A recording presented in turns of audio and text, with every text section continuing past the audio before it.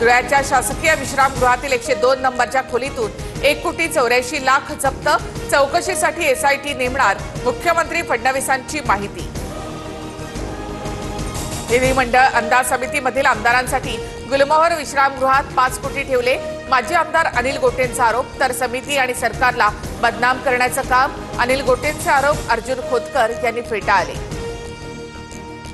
पाकिस्तान सोबत no trade no talk, आता पाक सोबत चर्चा फक्त पाकव्याप्त काश्मीर संदर्भातच असेल। 22 मिनिटात दहशतवाद्यांचे 9 मोठे अड्डे उद्ध्वस्त केले, पंतप्रधान मोदींचं वक्तव्य।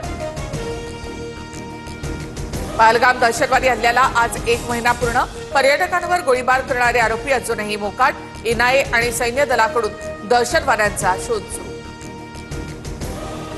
पाकिस्तानमध्ये फोफावणाऱ्या दहशतवादाच्या विरोधात तुर्कीनं भूमिका घ्यावी, परस्परांबद्दल असलेल्या संवेदनशीलतेवर संबंध टिकतात, पाकिस्तानला मदत करणाऱ्या तुर्की आणि चीनला भारताचा इशारा।